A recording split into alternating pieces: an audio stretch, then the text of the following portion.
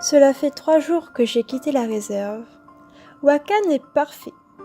J'ai mis en lui toute ma confiance. Il choisit pour moi les chemins les plus praticables, les sentiers les moins encombrés. Nous coupons à travers bois le plus souvent, mais pas une branche ne griffe mon visage. Wakan s'arrête lorsqu'il trouve un point d'eau, et je peux me rafraîchir. Pour la nourriture, il déniche de quoi brouter sans mon aide. Quant à moi, j'épuise mes stocks. Quelle sotte je suis! Il n'y aura bientôt plus rien à manger dans ma sacoche, et je ne sais ni chasser ni pêcher. Comment le pourrais-je sans mes yeux? Je crois que mon escapade ne va pas durer longtemps.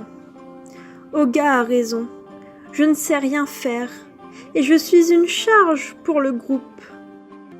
Il va me retrouver sans problème, puisque Wakan laisse des traces que je ne peux pas effacer, faute de les voir. Il n'aura plus qu'à me traîner devant notre sorcier qui me jugera. J'ai volé un cheval. C'est ce qu'il y a de plus grave chez nous. Mais je me demande encore à qui j'ai emprunté ce poney. Le mystère reste entier. Wakan vient de stopper la marche et je comprends que je dois descendre.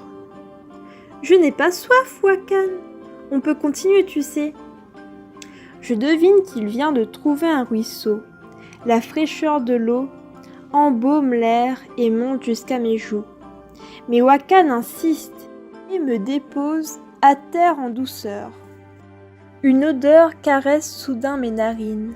Le feu de bois. Bon sang, Wakan, ça brûle par ici. Il faut déguerpir. Wakan, mais où es-tu? Reviens! Je ne trouve plus mon compagnon et j'entends maintenant le bois craquer sous la chaleur des flammes. J'appelle mon poney au secours, mais il ne semble pas m'entendre. Wakan! Reviens! Trop tard. Je sais bien que les chevaux ont peur du feu. Mais pourquoi m'avoir abandonné? Ça ne lui ressemble pas. Je vais mourir. C'est donc ça mon destin. Je ne vais pas tarder à sentir le feu m'encercler. Comment se sauver dans les bois quand on ne voit rien? Je suis perdue. Mais soudain, à l'odeur du bois se mêle celle du poisson grillé. Le feu ne court pas dans la rivière, je me dis tout haut. Je suis soulagée. Ce n'est qu'un feu de camp. J'appelle. Il y a quelqu'un? Ohé, je suis Oka de la tribu des Lakota. Répondez-moi. Je sais que vous êtes là autour du feu. Je suis aveugle. Répondez-moi.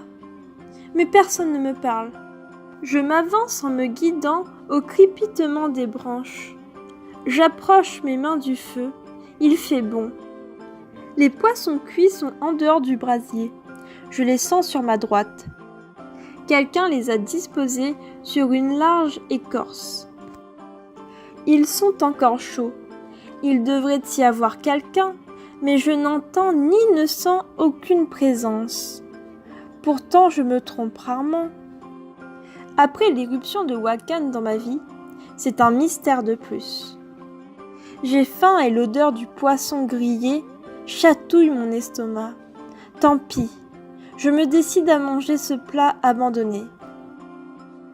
Wakan est réapparu. Je reconnais le son de ses sabots derrière moi. Je crois que je vais dormir près du feu. Je suis fatiguée, épuisée. À mon réveil, une chose troublante me surprend. Le feu n'a pas baissé d'intensité. Je ne suis pas seule. Quelqu'un veille sur moi. Cette personne m'a laissé manger son repas.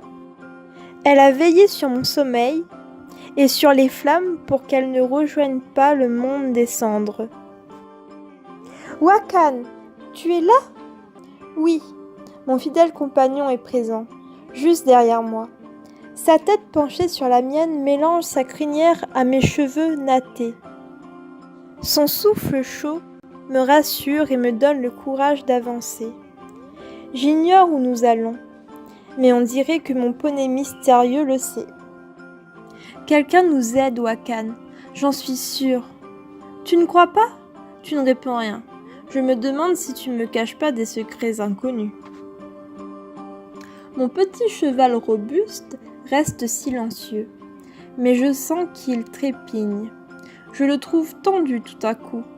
« Il faut partir ?» je lui demande. Mais je n'ai pas fini de lui poser la question qu'un craquement dans les bois trahit une présence humaine. Est-ce mon bienfaiteur ou bien... Qui est là ? Je m'inquiète et pose la main sur Wakan, prête à sauter sur son dos. Il n'y a plus aucun bruit. Je ressens des yeux se poser sur moi. Je suis observée. Comme la biche traquée, je guette le moment où je vais disparaître dans les bois à toute vitesse. Mais j'ai besoin d'en savoir plus. Suis-je encerclée ? Combien sont-ils et qui sont-ils ? Une odeur âcre me pique le nez, celle de la colère. « Oga ! C'est toi, Oga !»« Oui, c'est moi, voleuse. Écarte-toi du cheval que tu nous as pris. Je viens te ramener à la réserve. »« Jamais !» Mes doigts se resserrent sur la crinière de Wakan.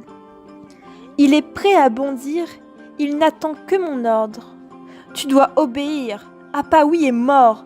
Je suis maintenant le chef de notre tribu. Écoute mes paroles et suis-moi. Fais-moi confiance. » Apawi a donc rejoint les sages, et j'en suis triste. Il avait raison. Tes paroles sont comme l'alcool que tu bois. Elles brûlent la bouche et elles retournent les esprits pour mieux mentir. Tu vas payer de cet affront, fille sans yeux. La peau de Oga exhale le soufre. Elle annonce la violence. Vive comme la buse de nos plaines, je saute sur mon poney et donne des jambes. Sauve-nous, Wakan, vole si tu peux et sauve-nous.